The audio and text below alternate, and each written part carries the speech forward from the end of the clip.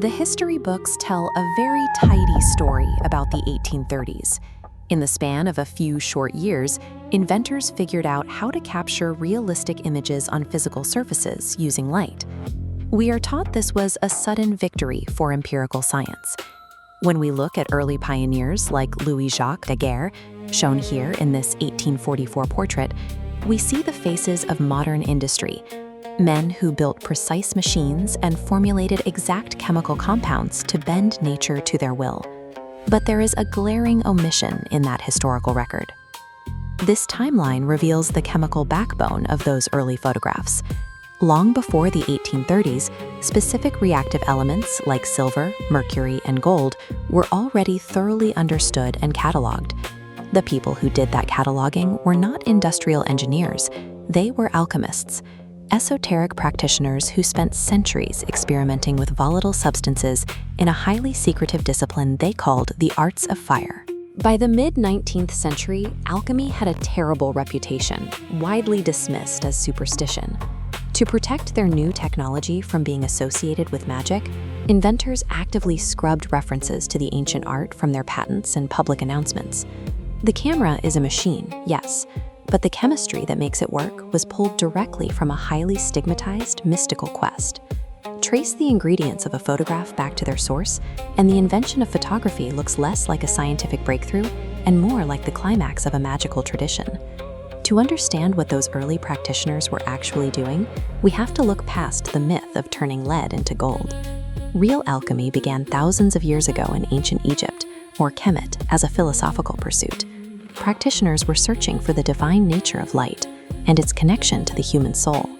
This engraving shows the legendary emerald tablet. Carved into its center is the core axiom of the discipline. The microcosm of the individual and the macrocosm of the infinite universe are intimately linked. At the base, we see an alchemical laboratory. These thinkers were the first to manipulate photoreactive materials. They tested compounds like silver nitrate, which they called infernal stone, to see how the passive principle of silver would react when touched by the active principle of light. As chemistry split away into an empirical science, the spiritual side of alchemy faded from public view. But families like the Kingswood lineage, who practiced esoteric alchemy deep into the 21st century, recognized a different truth. Classical alchemy didn't die out, it transitioned into photography. The modern alchemist doesn't need to melt down physical metals in a furnace. They use a camera lens to collect the ambient light reflecting off the world, transforming it into revelatory iconography that exposes the inner depths shared between the observer and the cosmos. If you want to see an alchemical laboratory operating today, you only need to step into a photographic darkroom. The environment, the chemistry, and the procedures all mirror an ancient magical rite. We can see this overlap by charting the workflow. The overarching alchemical process is solve et coagula, to dissolve and coagulate. This maps the 4 stages of alchemy directly onto creating a photograph: creative awareness, latency, revelation, and fixation. The second step is critical. When light hits film, it creates a latent, invisible impression. Esoteric practitioners call this the lingua penumbra, a state of being suspended between the light that conceived it and the darkness that has yet to give birth to its form. To force that image into the visible world, you need a mediator. This technical diagram shows a kit for mercury vapors. Alchemists knew mercury as quicksilver, the dual-natured messenger capable of bridging the gap between the virtual and the actual. The final stage, chemical fixing, grants a fragile image longevity. It slows down the natural process of decay, now to be taken up again by viewers in the future, long after the light has passed.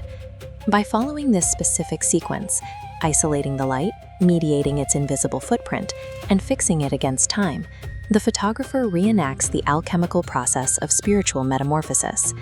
This alignment between chemistry and mysticism relies on the law of correspondence.